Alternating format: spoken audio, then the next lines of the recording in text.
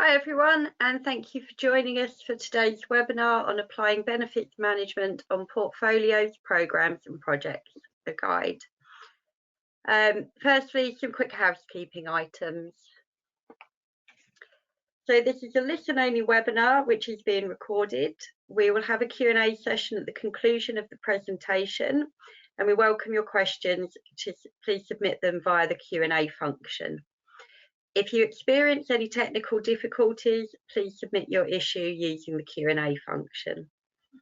Upon completion of the feedback survey, BSI will send a link to the recording of the webinar, and this is also a CPD recognised webinar, and you can request your certificate via the feedback survey. On to introductions. My name is Nikki. I'm a Standards Development Manager at BSI. And on today's panel, we have Hugo Minnie, Alan Thompson, and Robert Buttrick. So I will hand over to Hugo, if you'd like to turn your camera on now, for the first presentation. Thank you. I'll start by apologising and saying my camera isn't quite as enthusiastic as it should be, and I've switched it on, but that doesn't mean it's showing up yet. Sorry about that. What I want to talk about with this at the beginning of this session is a little bit of background to the standards. My colleagues, Robert and Alan, who will probably turn their cameras on about now, will add to what I've got to say. And then as we finish this little bit of background, that just gets us all, audience and ourselves, all onto the same page. We'll then start talking about some of the questions that we've already received and some of the questions that we received during the session. So let's talk about how this standard came about. The first point I want to make is that benefits management isn't radical or new. It's the way we used to run projects. 900 years ago, Durham Cathedral was built. The big benefits for Durham Cathedral, for the project sponsor, are a building that will last 1,000 years and probably longer, and prayers for their soul. The builders knew why they were building it, and the benefits outweighed the investment put in. We go right through the age of cathedrals with a similar activity going on. Some projects didn't work, some projects did work. The ones that didn't work we don't know anything about, because the stone was all taken to build the ones that did work. During the engineering age in the 18th century, we undertook lots of projects. Brunels, rivers, canals, bridges, the East Indies, all for profit. They were all absolutely clear what their benefits were. Unfortunately, then we got through to the 20th century. The iron triangle of cost, scope and time. No mention of benefit. And in my opinion, expressed in a blog on the Association for Project Management website in May 2019, projects started failing at that point. The Saïd Oxford Global Projects, Alan Budzier estimates 0.5% of projects deliver on time, on budget and on benefits. We've got the Infrastructure and Projects Authority and the Government Major Projects Portfolio, and that of course wants to see benefits. This is one of the drivers behind this standard. There are many approaches to benefits, some good, some downright terrible, and as we pulled together the options, it made sense to approach BSI with the intent of writing this standard. The standard, as I say, doesn't introduce anything new. Everything is already practiced and proven to work. However, almost no organisation does everything in the standard, and some organisations still practice some of the deadly sins of benefits management, which make a mockery of projects and investment of projects and waste time, money and resources. We'd like to go on to the structure of the standard. British standards have a fairly rigid structure, which is why they are in the order they are in. We found that very few organisations had consistency across their projects, whereas the big benefits are obtained as a result of the things you don't do and the things you stop doing, so you can redeploy the resources to something more valuable. Therefore, in clause 7, which is where the meat of this standard starts, we started with benefits management across portfolios. followed by benefits management in programs, projects, and other related work. There's a lot of information in the standard. However, it isn't a how-to guide, because this form of British Standard isn't a how-to guide. It shows what's expected, but not how to get there. The standard is also broad enough that if your benefits management process works, it's probably already compliant.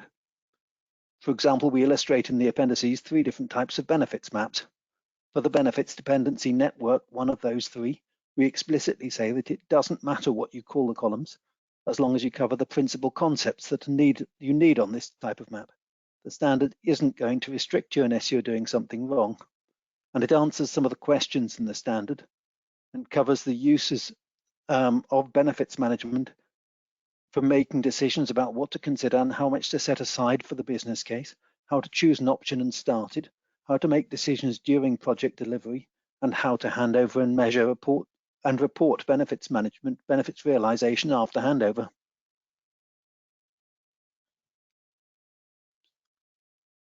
Can we move on to key surprises?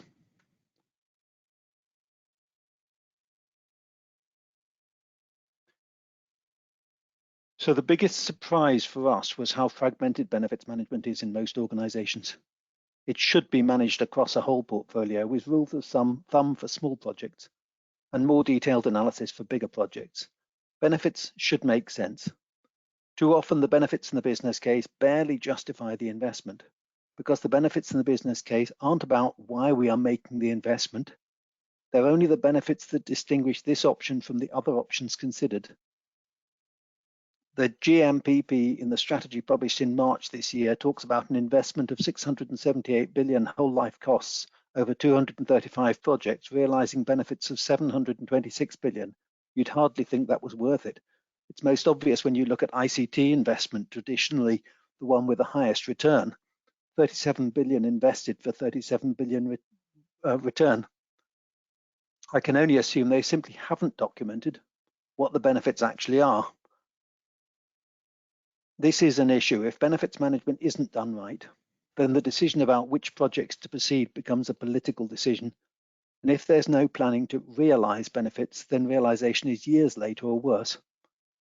That's the top level at the portfolio, what to invest in, doing the right things. We also found that most benefits management happens during the business case stage. That's clause 8.4 in the standard and on this diagram. One, and not even the first step in a 4-step process, which is itself is only a part of another cycle also of 4 steps. Another woeful absence in the use of benefits management is the use of benefits management to make the benefits happen. There's a saying, what gets measured gets done, and too much of the time the wrong things are being measured, and therefore the wrong things are getting done. Not benefits, but easy to measure things, like more forms processed for no useful end. Can we move on to the series? So this diagram comes from the ISO 21500 series on projects, programs, and portfolio management. We used the same diagram throughout. This diagram was from the most recent revision, 21502 projects, and therefore it's going into the new revisions of the program and portfolio ones as well. And you'll see I've emphasized the benefits bit of it because that's the bit we're talking about. UK mainly uses BS 6079 and the government functional standard GovS 002, which are excellent summaries of the international standards. If you want to go into detail, the ISO standards contain a lot of details, although the most recent updates on program and portfolio management still haven't brought them up to date with BS 6079. Benefits is the golden thread.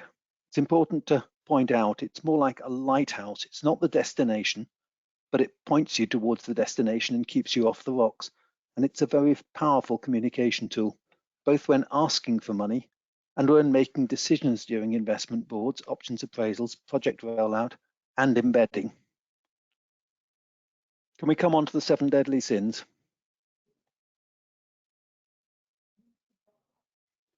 Finally, I'd like to take you through the worst practices and remind you not to do this. Whilst you're listening, consider whether your company does any of these things. First deadly sins: shoot first, decide to do something, then assemble a team of benefits managers to justify your decision. How often do you come across that? Second deadly sin: describe a world of unicorns and rainbows, describe some stuff you're going to do, ask for some money, but there's no actual connection between the stuff you're doing and the benefits you say that it will realize. Third deadly sin: mandatory means you've got to do it, therefore you don't need benefits management to prove it. In my previous career, I worked in the NHS, and hospitals had 594 mandatory targets. With that number of mandatory targets, it's inevitable that they focused on 3 of them and didn't really worry about missing the other 591. Everything has a price, including whether to comply with mandatory requirements. Every investment should be tested against its benefits. And of course, beware of gold plating. This tiny bit is mandatory. Therefore, the project packs in all the other stuff it wants, kitchen sink with gold-plated taps and a shower head, and says the whole thing is mandatory. Deadly sin 4. Some benefits are so unlikely that is, every benefit can be added together. Some benefits are so unlikely or so small they shouldn't be listed amongst the benefits. Some benefits are of no value to the organization that makes the investment. Which benefits should be in your business case, at what value, and which shouldn't? If every project can be justified, then the choice is political and the work to realize the benefits doesn't happen. There's an overlap between the work to realize the benefits doesn't happen and this deadly sin 5, there are no consequences. Nobody worries about making the right decisions. They've simply put their names on as benefits owners and sponsors because it looks good on their CV and annual appraisal. But there's no consequences for making the correct decisions, planning and putting in place the process and behavioral changes to realize benefits. This is very common. You might remember the most recent Parliamentary Accounts Committee suggestion that project managers should be held to account 5 years after delivery of a project. They argue they shouldn't be monitored because benefits are out of their control. But the whole point of project management is to manage things that are out of your control very often, to influence them. And coming on to the last 2, money is the top priority. Chasing profit is usually a mistake. Companies that have built their reputation over decades or hundreds of years are being trashed as costs are cut but prices kept high, leading to lower quality and dissatisfied customers but more profit. For a sustainable future, the consequences of failing to ensure quality, value, environmental protection should be recognized by the benefits manager, even if no one else wants to look at it. If we put it in as a target, if we put it in as something we measure, it'll get done. And then lastly, my project is the only thing. A project is one small contribution to the overall success of the organization, the community and the nation. If something else in the portfolio fails to deliver, then the portfolio might have to change the specification of a project. If something else overperforms, the project might cease to be necessary. If the environment changes, something else might be a higher priority. Unfortunately, project sponsors and project managers often fight tooth and nail to keep doing what they're doing, even though it's detrimental.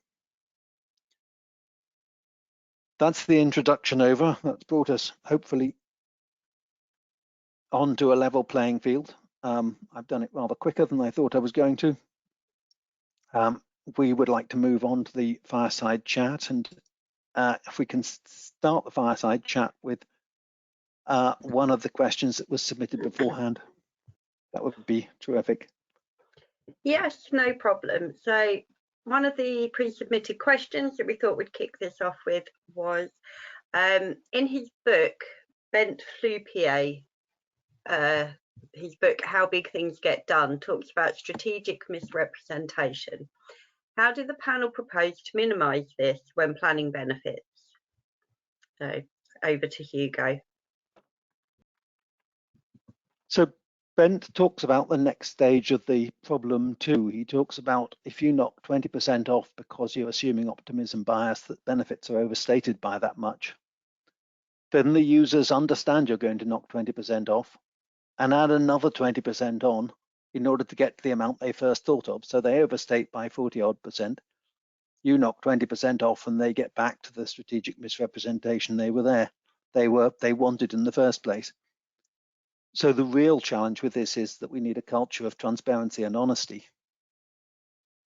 And with enough experience to sanity check the benefits proposed, it certainly helps to have a benefits map which shows clearly that the project team understands the causality, and it helps to have benefit profiles where we can attest assumptions on dates and quantities, whether the component benefits from different parts of the process add up to the whole of the expected benefit or not. Robert, would you like to add to that? Yeah, I think you were coming up and saying culture. It's you know, I hate it when people's normal response to things is to write another process, put another rule in, and all this sort of stuff. When actually, if you are the person that's doing the strategic misrepresentation, who are you fooling? You're fooling yourself. If you're a leader in the organization, you're fooling your own organization, shooting yourselves in the foot. Now then, are those the types of leaders we want in organizations? So I think it comes down to the accountability and how leadership team as a whole look at this. And of course, the diagram you showed in where we're integrating the within portfolio programs and projects. And remember, portfolios can include business as usual. If you look at ISO 21504, you're looking at a whole system. So, and that's what assurance is meant to do. It's checking that do we all trust what's going on here, because we can't look at everything all the time ourselves. So the key is culture. Who are we fooling? We're fooling ourselves. And I think that's a good point. The rest must just be supporting that. Alan.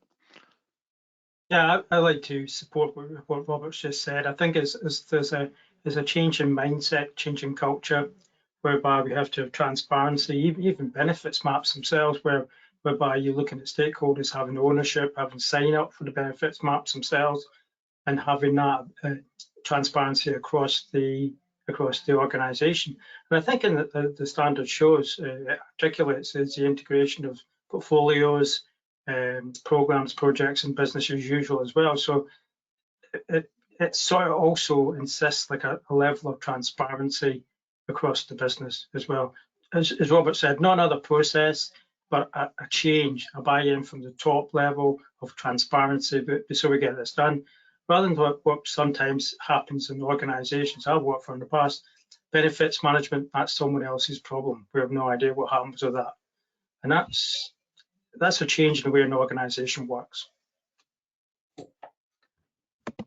We certainly need to be moving towards a great deal more honesty. We certainly need to take into account that it's ourselves that we're fooling. We need to be motivated to do what's best for our colleagues and our customers and society as a whole, and not just trying to bang the drum for having the most. For me, I refer to deadly sin number 7, my project is the only thing that's important.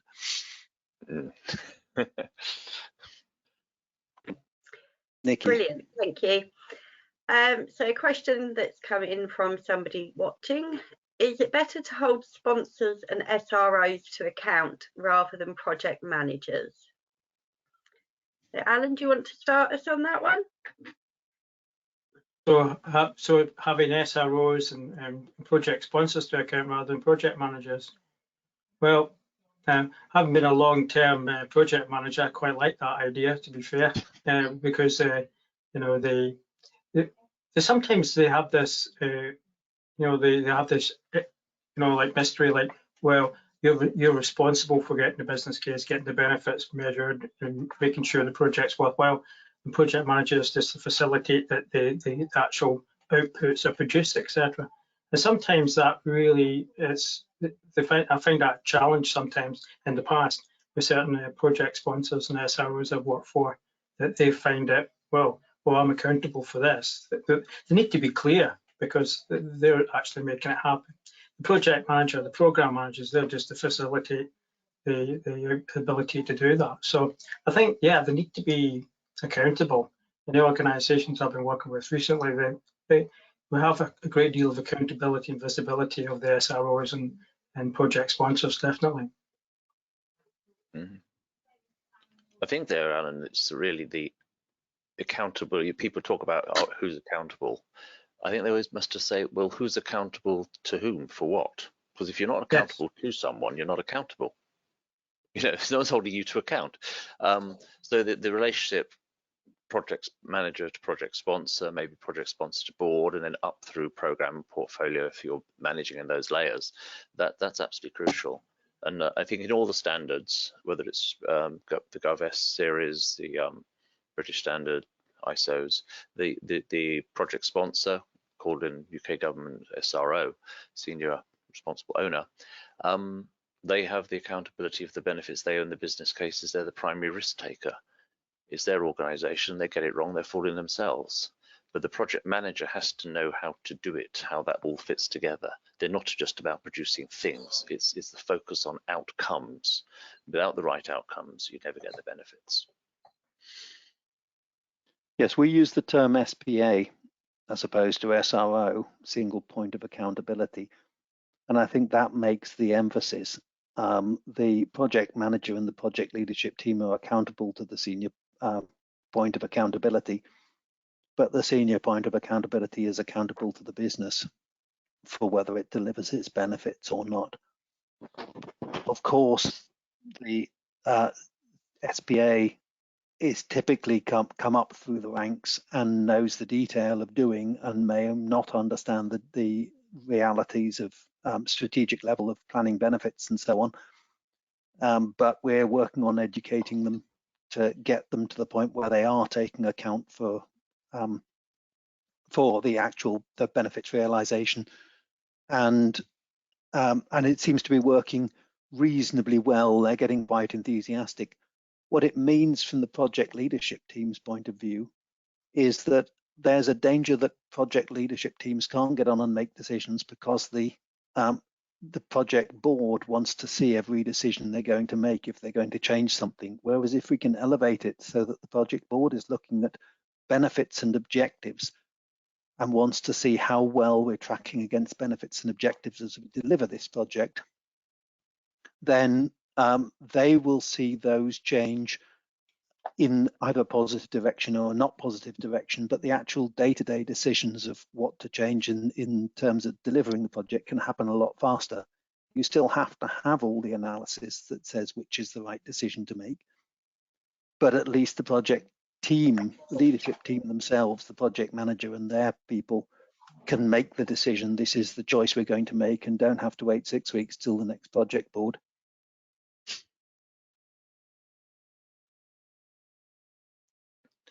Hugo's disappeared. Oh, it's come back. Nikki. Yes, I don't know what's going on my computer with the cameras. I managed to switch it off and reset it and get it to come on this time, but it seems to be misbehaving still. Over to you, Nikki. Thank you. Do you have any tips on how to secure the realisation of wider benefits where the SRO does not hold the authority or / policy levers, e.g. regeneration driven by transport projects? Certainly, in terms of getting get benefits from other parts of the, or tracking benefits from parts of the organization or other parts of the system, I should say. I wrote a blog on this actually, because on Crossrail, which was saying what you needed to do and what you still need to do is get together these other stakeholders and get them to talk to each other. And this came out of some work that I'd been doing in the NHS for the Information Centre, which is now part of NHS Digital,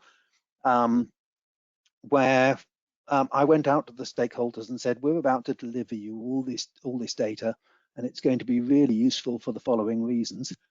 What do you need to have in place in order to be able to use it? right, so you need these people, this retraining, and you need these staff. How long will it take you to put that in place? We're delivering you this service in 18 months.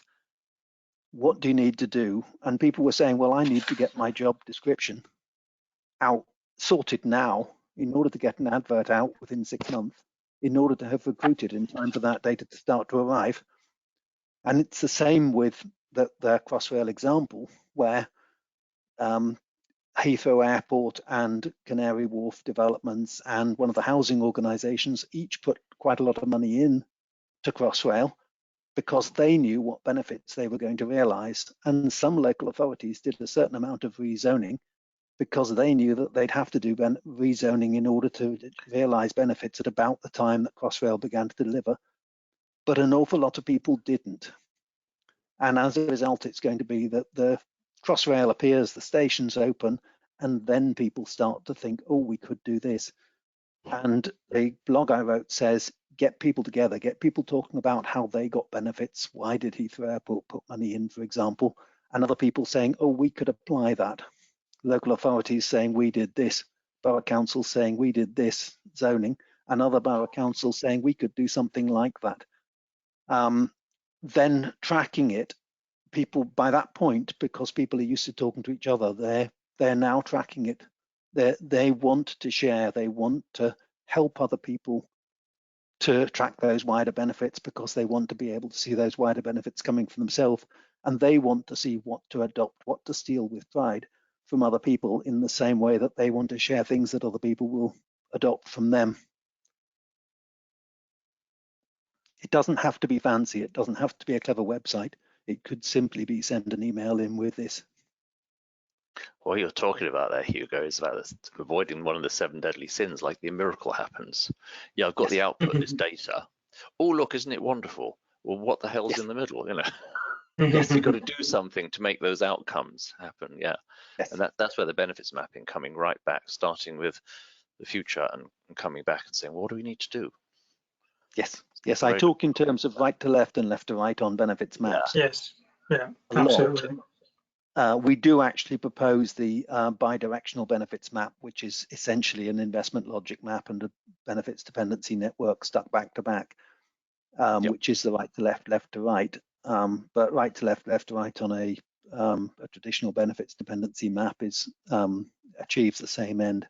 And I think that's one bit of the standard that reached out to me, Hugo and Robert, was the bidirectional benefits map. That really made it really clear about the correlation between the outputs, outcomes, and benefits and objectives, and in the reverse. So you get a double check. That's really important for that as well.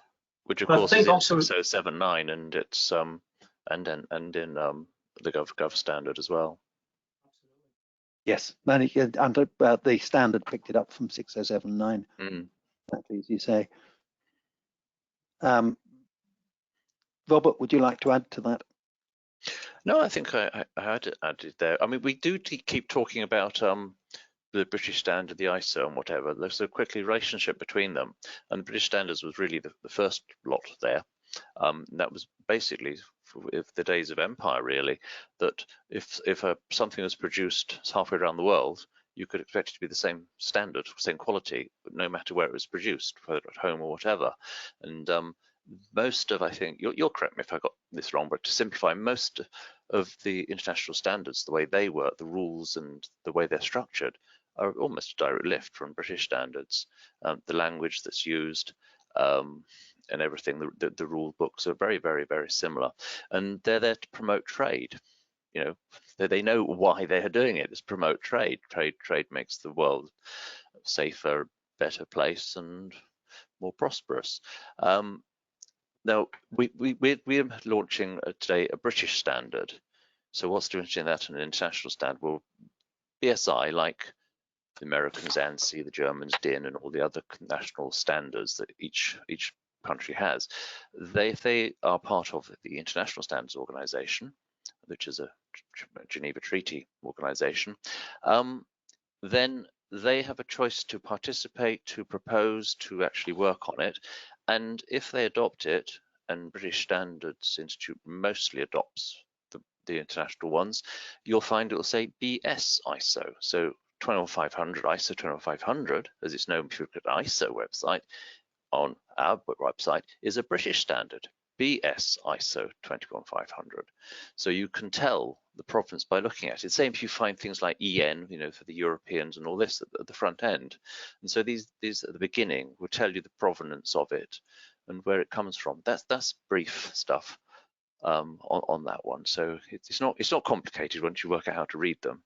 I've got a little bit, and there's a book, Project Workout, that I wrote, and if you go projectworkout.com, you can find I've got a free annex I've updated because this stuff keeps changing, which just talks a little about the standards and how they fit together and how they relationship with each other. So that could be useful. Always worth a plug, yes. Yeah. I'd like to add just briefly this: what gets measured gets done in terms of securing wider benefits. To say, pick an ecology example where one group of people want more wildlife, another group of people want a big road. So then you've got a bit of a conflict. So the ecologists put up a website showing photos and videos of the cute animals, and says at the start of this project there were 8 species of bush and tree in this area and 25 species of insect. 12 months in, we have 12 species of bush and 60 species of insect. It's engaging. Everyone can see the difference they're making. Put up a blog post as a result of fly tipping, we lost 3 square meters of woodland floor and had to spend £150 clearing out the soil to remove the heavy metal contamination. At that point, people are getting hooked. They're probably less motivated by the people who want the road, saying if we'd had the road we would have saved 10 seconds on our journey time. By that point the public are saying, well, how much investment for how much saving? So again, there's all sorts of these principles from the standard which apply in the questions we're being asked. That also shows how tough it is sometimes, because you've got different groups, and different groups have different aims, different objectives. So yes, you've got this project sponsor and the sponsoring organization have their view of what they want it to be, but the stakeholders who are impacted by the outcomes, they may have different views on that. And that means it can be tough sometimes. Having a standard doesn't make it magic wand, everything easy.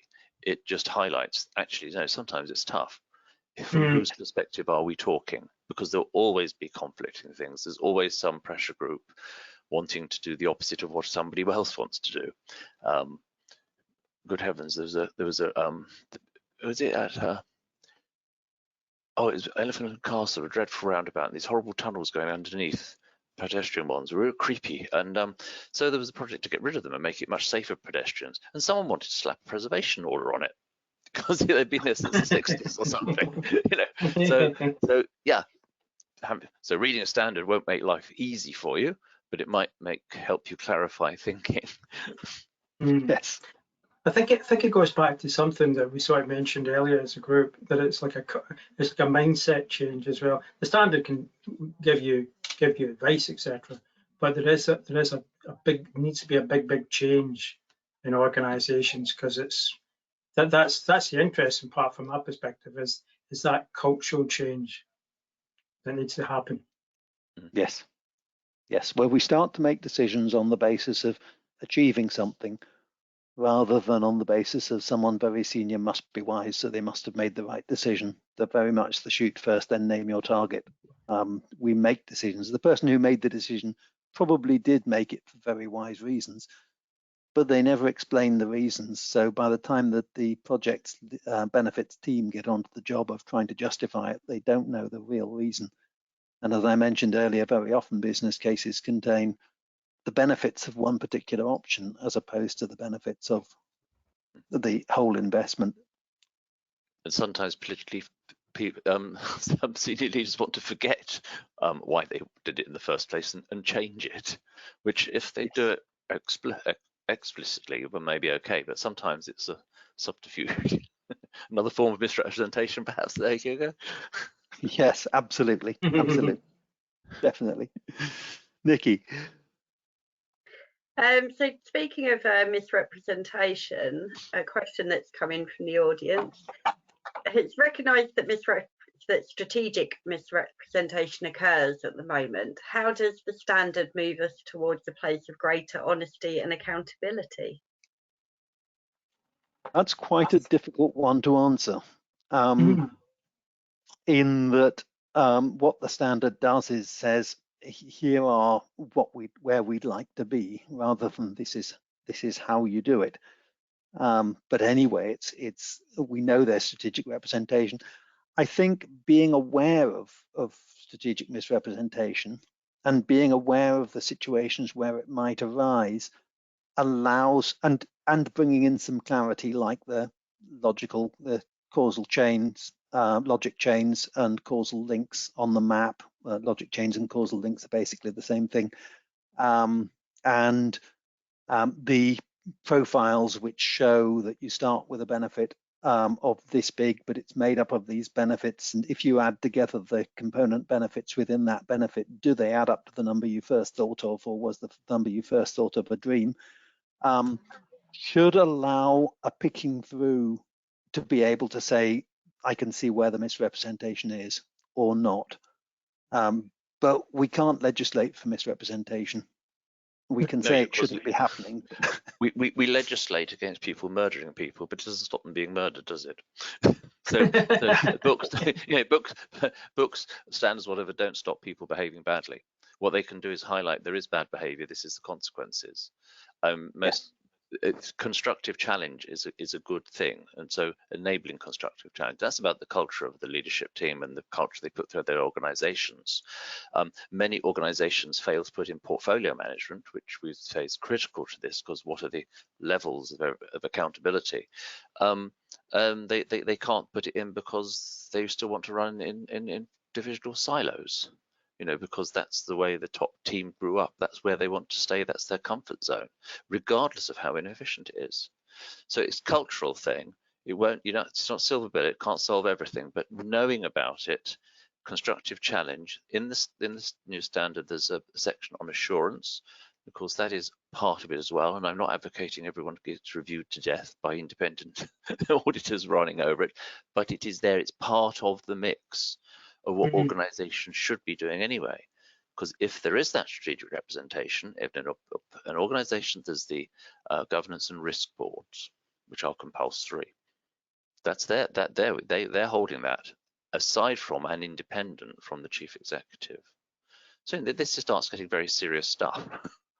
Yes, and as I said, as I said before, benefits management's about shining a light on things. Yes. It shows what's there rather than necessarily correcting it. It's up to the people who are in charge to make the corrections. And allows you to have meaningful conversations, doesn't it? Yes. Alan, you're ready to say something. Yeah, I was just thinking about the benefits management being the lighthouse to stop the senior leadership team stop them going onto the rocks, etc. So I think that's really, really important, but we can't take into consideration like the cultures of organisations. I mean, the standard shows the linkages between portfolios, programs, and the diagrams that we've seen. What good should look like, but it can't force organisations, as Robert said, in certain organisations, that they just exist in divisional silos, and that is it. So there's nothing you can do about that. Robert raises another interesting point, which is heavily emphasised throughout the standard, which is proportionality. So you've talked about assurance and how much assurance you should have. And one of the things we emphasise again and again is that when you're doing benefits management, you should do the amount of benefits management that's useful and no more. For example, if you're looking at getting another decimal place of accuracy on a number, you need to say there's a cost to getting that extra accuracy, sensitivity, I suppose it is, and what are the benefits of that extra level of sensitivity, of that extra decimal place? Is it worth going that far, or will a rule of thumb figure be useful enough to get us going? That applies also when you're putting in benefits management across a portfolio and most of your projects haven't done the work, because obviously you're retrofitting benefits management, where you might have to have lookup tables and say this kind of project in general delivers this much benefit, and we'll use that lookup table until we've got more detail, which allows you to put in benefits management reasonably quickly and then have projects explain their benefits in more detail if they think they can beat the book. Yeah, and I think also thinking in terms of ranges, and it's particularly it's not the range is that wide to start with. Where there's my hands, yeah, it's that wide, and then as you go through your life cycle phases, the ranges should come down. And I think that's so powerful because it gives you sensitivity, and also it contributes to different scenario analyses. Yes, yes. And also proportionality in the standard, I mean, highlights what needs to be done, but it also, in my opinion, stops people getting into over-engineering, going into the nth degree, and less losing themselves in the detail, which can sometimes happen. Yes, people used to ask what percentage of your budget should be on benefits management, and there's no one figure, but it certainly should never be bigger than a small proportion, because benefits management isn't doing the work. Even if you could separate such a figure out, yeah. Even if you could separate such a figure out, it would be heavily based on how risky it was, how novel it is, how contentious it is. Yeah. An uncontentious project probably doesn't need to do any benefits management. It can just use the rules of thumb. I like the thing about the accuracy, because a lot of the accuracy is spurious, or even if it's really accurate, our cars, speedometers do it to the nearest sort of like 1 mile an hour. We could have speedometers that went to 0.1 mile an hour. No use whatsoever. More accurate, so what? Makes no damn difference. So yeah. we think that way when we're measuring stuff. Yes, absolutely. Brilliant. Nikki. Yeah.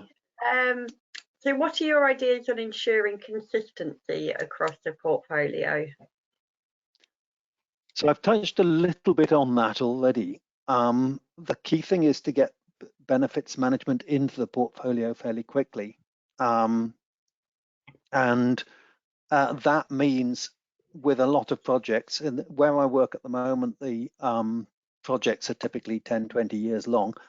If we weren't retrofitting benefits management, then we wouldn't have benefits being done. Therefore, we'd be looking at a new project and saying, well, we can't compare it to anything. And so we've talked about having those lookup values for benefits. This is, I think, actually used in working out carbon footprints. When we're working out the carbon footprint for our organization, we use lookup tables. So if we're saying 1 cubic meter of concrete costs 410 kilos of carbon dioxide, then we turn around to our suppliers and say, basically, unless you tell us differently, we're using this figure for your concrete. Some of our suppliers have started measuring themselves and have started reducing the carbon dioxide footprint of their concrete. For example, they use fly ash or slag replacement. And we're actually been using this because of its heat properties, but it turns out it brings the carbon footprint from that supplier down to 290 kilos per cubic meter, which is a third off. And that because of the impact on our carbon footprint, that makes us willing to buy a greater proportion of our concrete from these suppliers. And I'm suggesting we do the same thing with projects. We make an estimate of the benefits of each of the larger investments in the portfolio, pending a more detailed analysis, and use a generic figure for the smaller investments, again, pending more detail. And we make an estimate of the progress being made. The question I always use is, what benefits does your plan say you should have realized at this point? And are you behind or ahead? And by how much? Mm-hmm. And it's a very simple question to answer. And it means we start gathering data. We're starting to make decisions during project delivery on the basis of much better than a gut feel, an expert estimate. And yes, one of the deliverables yeah. from the project could be actually to put in for that ongoing measurement system itself. Yes, yes. And then And it means that we've then got benefits management being managed across the whole portfolio at a not quite so detailed level, and then we can get the detail as we go. We can make the adjustments as we go. I think it's the only way to do it. If you go endlessly into benefits management in a single program, you've got nothing to compare it with. Robert, would you add more to that? No, I think that's probably about it. And I think the standard, Hugo, directly addresses this as well. I think with the way the standard's written, the structure, it certainly addresses that. Yes. The thing I would add is that the purists say we should do benefits management at the start, and their British Standard starts challenging what they mean by start. Most people, as I have said, do benefits management in the business case stage. And I'm saying, well, that's actually step 2 of the project, program, and other work benefits management. So it's not even step 1 of that, which is why are we doing this in the first place? And we should be doing benefits management at portfolio level before we even get on to initiating work. Yes, because otherwise, why are you starting the project? Yeah, we started exactly. one last organisation. I put this in. There was a couple of really bright guys came to me. They said, "Well, we got a great idea for a new product." Wonderful. Sit down in the little breakout room. They told me. I said, "Well, why do you want to do that?" I said, "It sounds brilliant, very whizzy, but why do you want to do it?" And they looked at each other. Well, we'll come back next week. And they didn't come back. I met them about a month or so later. Said, "You didn't come back and see me." I said, "No, it's just a nice idea. We couldn't think what benefit we could out of it at all." So what happened there? Their culture had changed because of that one question. Well, why on earth do you want to do that? Tell me. And it is very interesting. I've noticed it across the finance sector. I know I said we wouldn't name names, but we'll not name names precisely. Where because the basic foundation, or ICT in the finance sector, because the basic foundations are in place, the software that runs the accounts or the systems that run the accounts haven't changed since the 70s. Everything is flagged on top.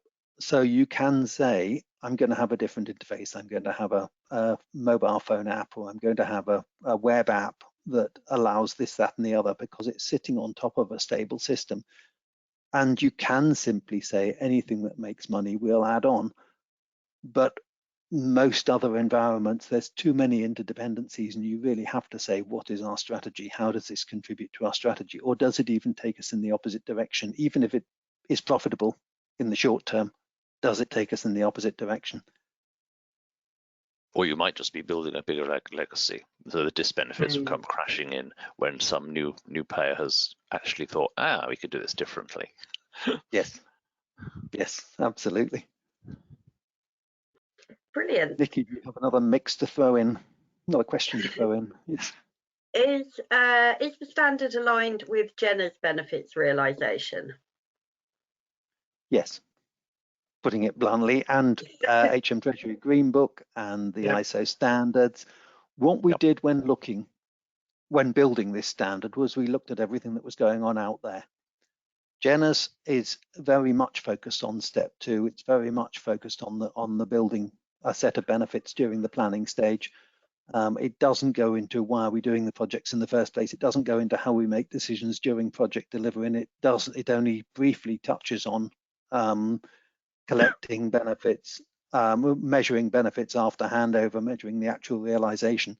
But it is widely used, so it inevitably made a massive contribution to the standard. So the standard takes into account current practice that works, and Jenna's does work, and builds on it. Yeah, because remember, when standards are developed, one of the big rules is it's about consensus. It's not an individual, not like an individual writing a book or something like that. It has to be done by consensus, which is pretty strictly, well, very strictly enforced. No consensus on something, it doesn't go in. So sometimes that means they aren't at the bleeding edge of stuff, but they should be on a very firm foundation. This is why standards every 3-5 years or whatever have this formal review to say, right, are they still needed? What do we each need to change? A little bit, a lot, and whatever. And that way, you get consensus again, and we all benefit from the learning of other people who use those standards. So it's sort of like open source learning. I suppose that's one way of looking at it, isn't it? Yes. People have certainly asked, could they be involved? And the simple answer is that this has come out because it's the first standard in benefits management. It's come out as a guide using words like should. If it was a specification, then it would use words like must and shall, and it isn't. It's a guide. The first one out should be a guide. I'll use that word should again, so that we can see how well it beds in. And we might have made mistakes, and in 3-5 years we'll be revising it, and we may bring it to the point where we're saying some shalls. But I'll emphasize again, there's no one single way that beats all others. There's a range of ways that work and a range of ways that don't work, and or a range of things that people don't put in that mean that their benefits management doesn't work. And we're trying to bring people round to the things that do work and say this is compliant with the standard, and emphasize these are the bits that you might be not doing or doing badly that don't work, the 7 deadly sins, plus some others, of course, that can make your benefits management go wrong. And I think it was Warren Buffett who said, when things go wrong, when the tide goes out, you'll see who's swimming naked. It's worth doing things, and that's the beauty of standards. It's a tried and tested methodology that still works even when the tide goes out. Yeah, and remember also that the standard has this public commenting period. So even if people aren't involved directly as part of that consensus drafting team, then they get opportunities to actually comment on it. So I think some people said, well, where does it fit with IPA's sort of work? So people like IPA and other organizations are invited to and often do contribute in terms of that formal public commenting. So you're getting this, and the comments aren't always this is a bad thing. Some of the comments are this actually fits what we do very, very well, and we've had quite a few of those from these larger type of organizations that have an interest and maybe not got the time to be on yet another committee. Yes. Yes, we did actually go through 2 consultations because we went through an invited consultation a year and a half ago, and then the public consultation last summer. Yeah. And we got a lot of comments back, and we weren't trying to be bleeding edge or even leading edge. We were very much documenting what works and putting that into a standard. It's a very tame standard. I think what's really, really powerful for organizations or people looking at the standard itself is the diagram that shows how it's all put together. And yeah, maybe that's just me. I like sort of like, you know, the project methodology I've used in the past. It's all like models, how it all fits together, very visual.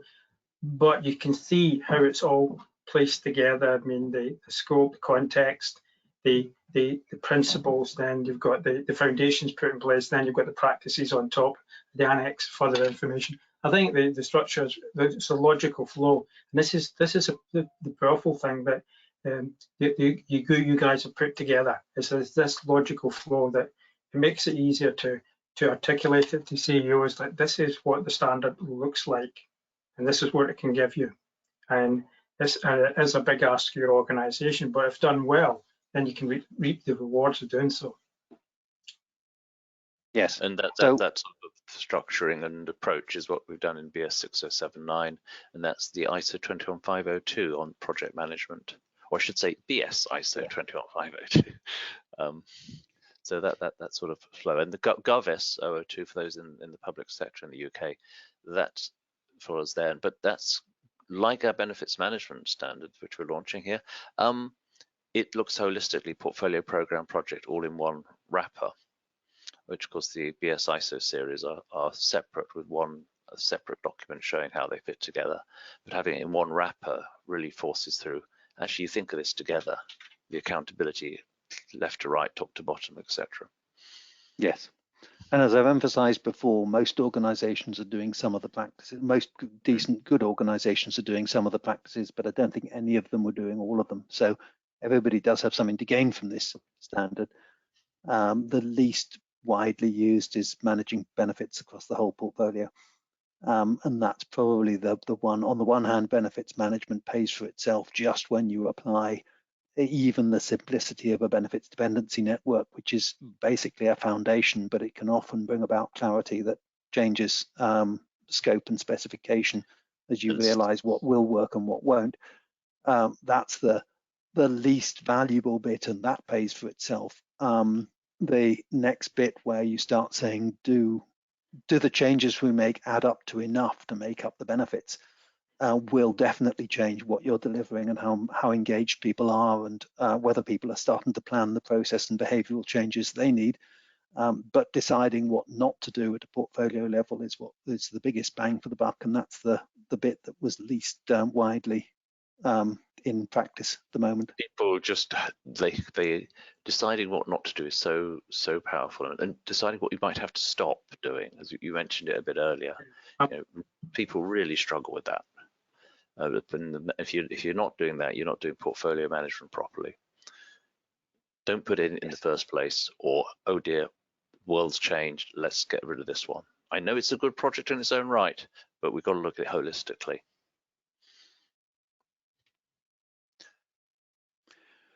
Thank you. Thank you. What should we go for next? What is the best way to measure and monitor benefits, and any tips you have for dealing with benefits drift? So measuring and monitoring benefits, the best way is to find out what's important. So what you get with people, the people who are doing the measurement, is if they can't see the importance of the measurement, then they'll fill it in at the end of the week with random numbers. And I've seen this plenty of times. The other thing, you often find that people measure what's easy to measure instead of measuring what's important, and that's when you get this problem. If it's important to people, then they will bend over backwards to get the right answers. Obviously, you're still going to try and make it light touch measurement. You're still going to try and make it easy. But because it's important to them, they care about the results. They will make sure the results are right because they want to see that things are improving. I've mentioned the nurse who, but I probably haven't mentioned the nurse who said, I've been, for the last 15 years, I've been turning up at 8, seeing a bunch of sick people and going home at 4. Now I can tell my grandchildren I did a good job this week. Now that turns into pounds. That's recruitment, retention, sick leave, all sorts of things that affects being motivated to do your job. But it also comes out in the accuracy of the measurements, where you can see we're making progress. They can see we're making progress. We're making progress in the direction we wanted to go in. And if we do this, then it goes in the right direction. If we do that, it goes in the wrong direction. You start to not have a need for projects because you're getting continuous improvement, because people can see that they're going in the right direction. So I always start by talking to my stakeholders and saying, what's important to you? Let's not worry about how we're going to measure it. Let's not worry about whether it's even quantifiable. Just tell me what's important to you. And we then go from there and say, okay, we've now determined what's important to you, and we've got some agreement on what's important to you. Different stakeholders obviously have different things important to them. Now, can we think how much we would expect this to have changed by the end of the project? And as a result of the project, I mean, and then when we've got some agreement on that, then we can say, right, how do we think we're going to measure it? And then the last stage is what lead measures can we use that we can use to determine if we're going in the right direction while we're delivering? Because benefits management is used to make decisions during delivery. So instead of stumbling from milestone to milestone within tolerance, and project management is essentially meeting obstacles and making decisions to get past those obstacles, then we start moving to a situation where we say, for this decision, what will give me the best benefits, the most of benefits, or the best return on my investment in whatever form that return's measured, which might involve a complete change. as opposed to I want to be within tolerance, which means I'm still chasing the old benefits that went away. Of course, the benefits map is so crucial in that, because one of the lead indicators are there business or societal changes happening on the ground? Are they obvious? And actually getting a very obvious, observable matter of fact, not necessarily measurable at that point, can we see the change out there? You know, is suddenly that area that used to get flooded every other week dry, or is the river cleaner or something very much obvious? And that's powerful. And if you've got your benefits map right, the benefits follow from there. Yes, you've still got to quantify them or whatever, but at least it gives you that confidence and leading. If you can't recognize those outcomes, it's just hard. Nothing's going to happen, is it? Or the wrong thing's going to happen. Yeah, measure anything you like. If it's not connected to what you're actually trying to achieve, there's not a lot of point in measuring.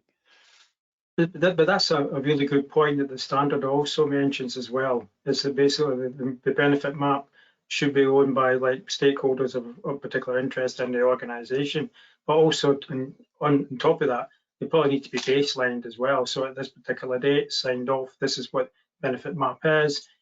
Even though we're in tolerance in the project or program going through, the benefits, things might want to change, we might want to improve something, etc. So it's like a constant change whereby, you know, the benefit map is updated and then re-agreed by the stakeholders as well. Yes. And remember, of course, it's not just in projects, because we've got portfolio and program. Both program and portfolio can include business as usual. So therefore, you're fully integrated with your organization. Now, not many organizations have got that far in thinking, but it is in the current IBS ISO 21500 standards and in the GovSO2 standard. You know, it's not an either or, it's holistic. Yeah, and we kind of allude to that. We were a little bit warned off that we weren't supposed to be talking too much about business as usual, but we still dug into it anyway. We just found weasel words to get around it, to say that in order to determine how much you should be spending on change versus how much you should be spending on operations, you need to determine if the change that how much the change that you're delivering is worth versus the operations that it would take resources from. And so we've got a bit in there in the standard that also covers that too. As you said it right at the beginning, didn't you, Hugo? Sometimes you don't actually need to start this project off, because the ones that are already underway and realizing benefits or on track to are performing far better than we expected. Now, if you separate the business as usual and change stuff as separate, and a lot of people advocate that, you know, they've got great models on it, people say, well, and they're wonderful, but no, they have to be together, because if we start flopping in business as usual, we've got to do something extra to fill the gap. If business as usual starts overperforming, and that can be a big problem, it's not necessarily always good, then you've got to start ripping stuff out, because if you don't, you'll be building more failure in, because you just won't have the capacity to do that. So you have to always look at the two together holistically, and that's what portfolio management does. Yes, it's a constant argument, certainly in my organization, how much do we spend on change versus how much we spend on operations. And we're I'm trying to bring some clarity to it by saying we can put numbers against this, we can measure we can prioritize, we can understand which bits of normal operations have what number and which bits of change have what number, and therefore if you've got a finite amount of income, how far down the line you go before you've run out of money. And this proportion of business as usual are within that, and this proportion of change are within that. Brilliant, thank you. Next question. How could benefit management strategies be integrated into building a circular economy? Over to Hugo, I think. Yes. So the key thing with benefits management is that it's an agnostic tool. It's a tool that does what you've told it to do. So what we do with sustainability, environmental protection, societal protection, the circular economy itself is we put benefits in and put a value on those benefits that address those particular issues. What gets measured gets done. If we're measuring, are we recycling things, then we'll see more recycling happening just by the act of measuring. As I say constantly when working out measures, be careful what you measure because people will do more of it. So pick the right things to measure. We have a problem in Sellafield that we're trying to reduce risk and hazard, and nobody likes things going down. So we're having to rescale these things to say that we're improving safety so that we can see them going up. And it's a real challenge psychologically. And it's the same thing for recycling, that if you start saying, how much are we recycling? Or to take a broader example, in the local authority, many local authorities have started publishing the amount spent with organizations that have a headquarters within their local authority area and the amount spent with small and medium enterprises. And as they do that, they find over the years that people are that much more focused on spending with the bits that the council said they want to get, the targets that they want to go up, that you end up seeing a movement merely because you're measuring it. So benefits management for the circular economy basically puts a price on the circular economy, puts a price on not doing the circular economy, puts a, when I say a price, I mean a benefit price, a benefit value. So we can say if we're trying to increase the overall value of the change we do, of the work we do, then one of the factors that affects that value is how much we're recycling. Another might be how good we are or how bad we are for the economy, for the environment, how good or how bad we are for society and the community. And you can put prices on that. There are other methods which aren't in our standard because simply we refer to another standard. What was it? Alan, you remember which standard? It was the social value standard. Is it 8960? Yeah. That's correct, yeah. Yeah, 89. I think it's 8960 is the 8960. Social value standard that does go into more detail about how you work out those values, and the Global Value Exchange is one of the sources of those numbers. And again, we don't duplicate what's in another standard. We merely say this is the best place to go and find it, which is why it's not in. It's referred to various times in our standard, so that's how we tackle it. If you're saying what we want is to know how many bombs we've dropped, then people will drop more because we're counting them. Whereas if you say we want to know how many species, as I mentioned in an example I gave earlier, how many species are in this hedgerow, then people will say, great, the number's going up, we like that. And if we talk about are we recycling or are we single using things and put a value on that, then people will try and make that value go up. That's my opinion, at least, and that's how benefits management contributes. Yes, you get some quite interesting, bizarre, seemingly bizarre things happen, isn't it? Because in parts of where some of the game parks, by putting, they felt that, I don't know if they still do it, but reintroducing hunting, because it puts a value on the actual wildlife.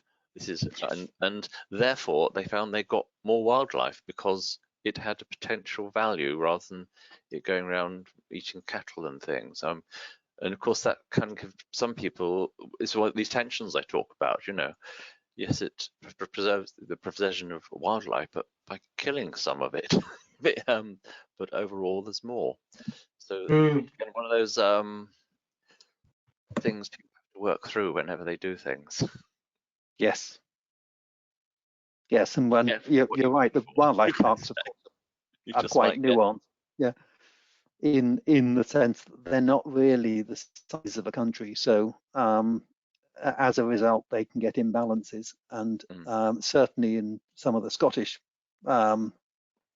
estates, the ranger has to go and kill younger, less strong stags, or particularly the mutant stags that have horns in a different position that could kill other stags. in order to avoid upsetting the hierarchy, because the land just isn't big enough to support the natural development. And once again, you're talking about shooting a stag and thinking, oh, that's terrible, but actually you're artificially maintaining the natural environment. They've been putting a price on that for some centuries, and we're merely saying, yes, we can codify that, but actually they've been putting a price on it anyway already. Brilliant, thank you. So a question from somebody listening: how do we start to combat deadly sin number 1 in organisations where the strategy is focused on deliverables rather than benefits? Robert, you look like you're ready to answer. Remind me what number 1 was. It's the shoot first, then name your target. Quite honestly, if an organisation is focusing on deliverable, not outcome, they're basically in trouble anyway. I mean, really, it's pretty fundamental there. If they're doing that, they can't do a benefit map, because the benefit map starts the deliverables to the product, to the outcomes, to the benefits and the objectives. They're probably in the domain of there's a lovely South Park thing called the Underpants Gnomes. Yeah, I've seen that. Yeah, and if you Google that South Park Underpants Gnomes clip, and basically they're collecting all these underpants these gnomes are in South Park, and somebody explains, why are we doing this? they got piles of this stuff they're stealing at night from everywhere, and then it's got this sort of profit. It's got underpants, profit, and in the middle is this question mark, outcome. And they say, what is it? Well, it's very simple, underpants, profit. And what they're demonstrating is they're focusing on the product there, stealing underpants from people's closets, and they're expecting some sort of profit, but they're not saying what they're doing. The outcome bit is missing. So if your organization is doing that, you're pretty broken, to put it bluntly. And how do you do that? That's about getting people to realize that, because what people can't see, they're not going to be able to manage and correct. Some organizations, as I said, the silo type organizations, very, very, very, very hard to move. It often needs a complete change of top team, which brings to the culture thing. In a very large organization I was in for quite a time, everything was working very well. They were doing their portfolio management pretty well. They were selecting what they weren't going to do. People were coming out of this sort of the approval meetings absolutely angry because their project wasn't approved. There's one person, he had a good swear at me as he's going out the door in process. And as you're like, later I met him for a coffee down in the coffee bar, and he said, actually, it was the right decision, having thought about it, when I saw what else was going on. This is, and I think it's getting the realization of what matters. Yes, getting the right deliverable is important, but it's not, why do we need it? So you've got to think further. And I think that's at the heart of it. I think it goes back, Robert, to what we were discussing before, that the organisation needs to understand, why are we doing this? Why do we need to do it? Not just do it, is it? Yeah. It can be. I think one of the diagrams, Hugo, in the standard shows the linkage from very, very clearly from outputs to outcomes to benefits, and it's really, really hugely important that if you don't have outcomes, you don't have benefits, and need to change quickly, I think. I think a lot of it comes about because the people who are deciding what to do are experienced and wise, but can't articulate how their thought process works. So you will sometimes have a project which, to my mind, is blatantly about preparing someone, boosting someone's CV, puffing up their CV so that they can get a better job or a knighthood or whatever it happens to be they want. He says, thinking of one of the local companies,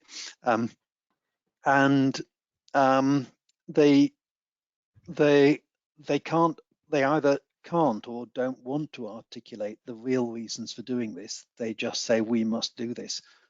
And it's the benefits managers and the BCM's job to work out what are the reasons that justify doing this. And if it's something like someone wants to buff their CV, then can we be a bit more explicit about it? Because from a company's point of view, they may be trying to get rid of a toxic person, and letting them puff up their CV with a project might be a cheaper way than paying them off.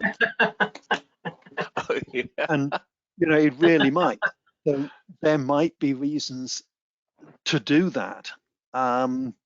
If we can find the original reasons for some of the things that we do are I'm doing one of the GMPP projects at my employer now. I'm working through their business case, and their business case, of course, lists the benefits that show why the particular approach they've taken was taken, and don't talk about why they've got to do it in the first place. And the actual why they've got to do it in the first place is a throwaway line on page 7. It's not even a line, it's half a line of text on page 7 of a 56-page business case. And we're starting to unpick that and saying, let's take that and understand it, because as we understand it, as we start to put numbers on it, then it could well change the specification of the project. So the project was the right thing to do. In this case, it's a 1.2 billion spent for a 35.4 billion return over 60 years, and 60 years is a reasonable lifespan for this particular project, because that's how long its previous iteration lasted. So it's the right decision, but it's starting to say, let's measure the things that actually matter, the things that are actually going to be the benefits we get from doing this project, and let's understand them. And then partly we can see this project in context against other projects and see which one should have the priority for the investment. And partly we can actually know what we're trying to achieve, look at lead measures and say, are we going in the right direction, or are we setting off in the wrong direction? So they may be focused on outcomes or outputs simply because they can't articulate the real benefits, or they may be clueless and doing things because they want to do them, because they shout loudest. I think that's one of the things you've got to get over within an organization. But as you start to document things, if you find something is purely egotistical, puffing out someone's CV, then be careful who you talk to about it. Let someone very senior, take the blame for saying that that's what the benefit appears to be. But by all means, find it. I think the clarity of purpose thing is important, and often you find at portfolio, but the entrepreneur who is the founder of a business has a very clear vision of what that business is going to be, often very good at communicating that vision, otherwise they wouldn't have got the seed call money and investment to do it in the first place. But once they move through that and it matures, that founder's vision can disappear if they go. And of course, public sector struggles because you haven't got that type of thing. So that's one way to look at portfolio. The other thing about understanding benefits, where you've got people, they know this is the right thing to do, the senior leaders, but they're not very good at articulating it. In an organization I was in, we actually did do our outcome reviews and benefit reviews to see what would happen 3 months, 6 months downstream, to see if things were on. And lo and behold, much to our own surprise, most of the projects were realizing the volume of benefits that were expected. We're amazed. So it must mean we had the project selection through the phases and the gating about right. But then came the bad news. That whilst the total was about right, the bits that made it up sometimes completely and utterly wrong. And as a consultant friend of mine explained, he said, yeah, he said, that's because you're crap at benefits mapping, aren't you? The causality and actually getting that. So just imagine how much better it could be if you were good at that. So the gut reaction of those senior managers was right. We got the right sort of volume. Now, if they'd gone a bit deeper and understood the causality, imagine what they could have done then. Yes. So things you don't do are the ones that really make you money. Yeah. Brilliant. Thank you. So final question for this afternoon to all of you. Your top 3 takeaways regarding the standard and implementing benefits management. So Alan, do you want to start? Yeah, I will do. The thing I like about the standard itself is it follows a logical structure, and it's clear. It goes back to the diagram which articulates what the standard is, rather than just lots of text, etc. It shows how the individual parts all link together, and also it shows the importance of governance and benefits management, in particular RAID, where you got the link between risk, value, and benefits management. Benefits and risk, they've got to be done in tandem, in my opinion, because they're very, very linked together. And that then for certain organizations will probably mean a mindset or a culture shift as well. So you're looking at assumptions management and issues and dependencies as well. Also, there's a great lot of detail and focus on roles and responsibilities, which is really, really key, because lots of organizations have these, they really don't really know what these roles are supposed to do or a description of the roles. In the standard, it's quite clear what these roles actually do, and that makes it easier for me to understand. The one big driver for me comes from, it's got principles. And principles are always the foundations on which anything's actually based. That's your pillars. That's the most important thing. And so this, you've got foundations and principles and governance, and you can, on top of this, you can overlay it with the practices, which basically augment this, and also that allows the effective implementation of the benefits management supported by annexes, where you've got information about benefits mapping, key aspects of it, but it's there. You've got all the information as well. It shows what good looks like and what people need to aspire to. You know, some organisations might be doing some of it, but there's other parts they can actually look at. Some organisations probably doing none of it. So that gives them a starting point. And for the ones who are doing all of it, it'd be lovely to have some feedback from them regarding that as well. But for me, it's a concise structure, makes it really clear.